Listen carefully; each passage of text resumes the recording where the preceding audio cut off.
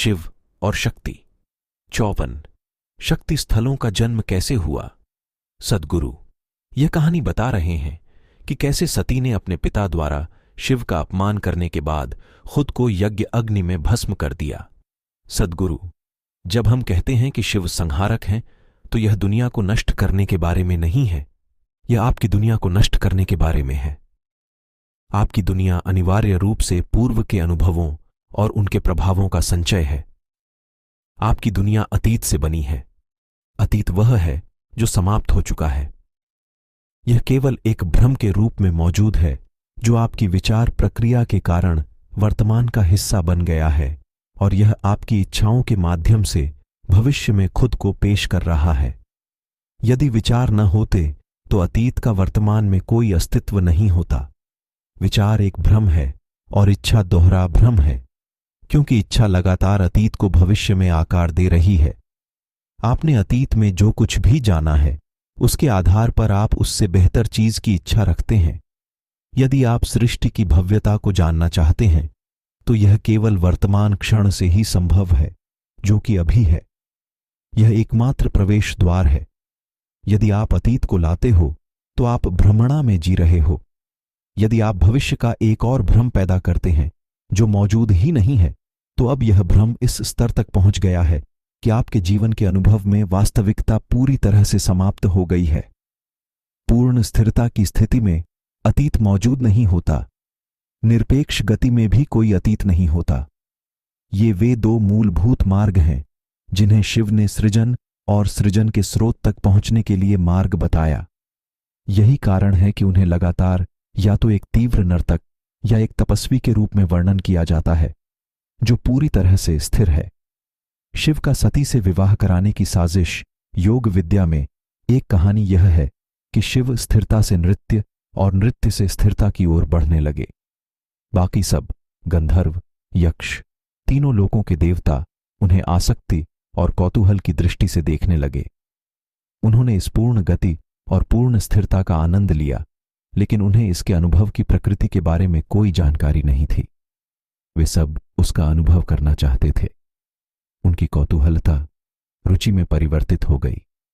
अपनी दिलचस्पी की वजह से उन्होंने उनके करीब जाने की कोशिश की, लेकिन वे उनके नृत्य की तीव्रता या उनकी स्थिरता की तीव्रता का सामना नहीं कर सके।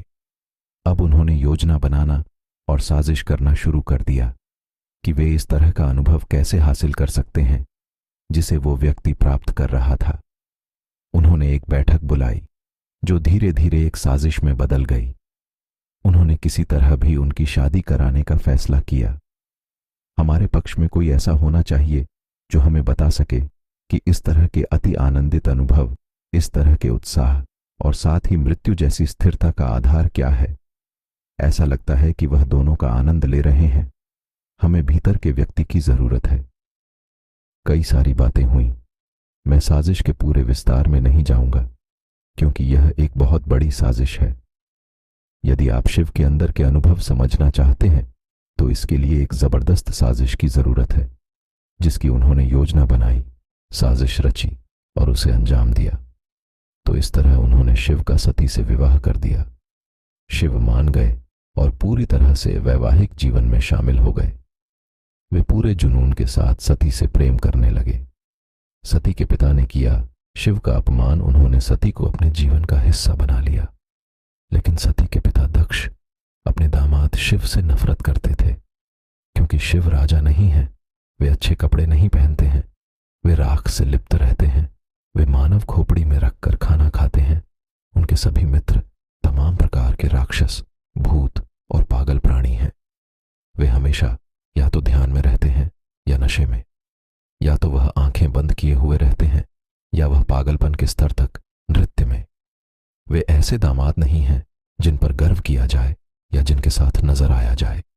कुछ अरसे बाद दक्ष एक महान अनुष्ठान करना चाहते थे, जिसके लिए उन्होंने हर एक राजा, प्रत्येक देवता और प्रत्येक यक्ष को आमंत्रित किया, लेकिन उन्होंने शिव को आमंत्रित नहीं किया। शिव और सती जंगल में बैठे थे और सती उन्हें प्यार से जंगल के फल खिला रही थी, क्योंकि उनके पास खाने को यही सब कुछ था।